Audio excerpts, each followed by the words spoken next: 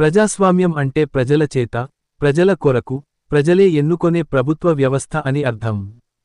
Student మీకు ఏమైనా doubt ఉందా? స్టూడెంట్ నాకు ఒక డౌట్ టీచర్ ఓటు ఎలా వేస్తారు మరియు లీడర్ ఎలా ఎంచుకోవాలి? లీడర్ని మంచి లక్షణాలు ఉన్న లీడర్ ఎంచుకోవాలి. మాకు ఓటు ఎలా వేయడం చూపిస్తారా మేడం? ఈ సంవత్సరం స్కూల్లో ఓటింగ్ పెడుదాం, అలాగే పిల్లలకు ఓటు ఎలా వేయాలి తెలుస్తుంది. మంచి నాయకుడు ఎలా ఎంచుకోవాలి తెలుస్తుంది. ఇప్పటి నుంచి పిల్లలకు ఓటు హక్కు గురించి నేర్పిస్తే డబ్బులకు, మద్యం తీసుకోకుండా నిజమైన దేశం కోసం మరియు పట్టణాలు మరియు గ్రామీణ అభివృద్ధి కోసం కృషి చేసే నాయకుడిని ఎన్నుకుంటారు. స్టూడెంట్స్ అమ్మాయి వైపు నుంచి ఒక్కరు, అబ్బాయి వైపు నుంచి ఒక్కరు. స్టూడెంట్ లీడర్ పోటీకి నిలబడండి. Okay teacher.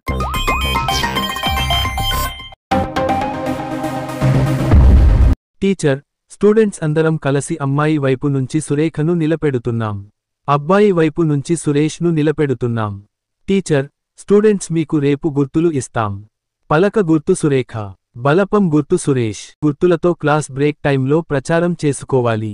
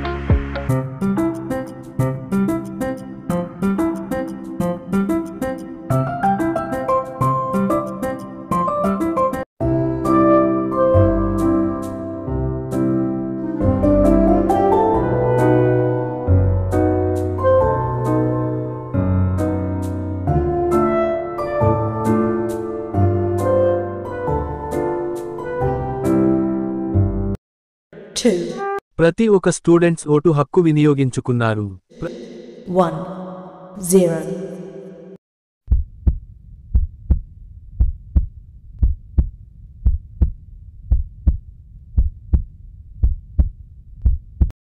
పలక గుర్తు సురేఖ గెలిచింది.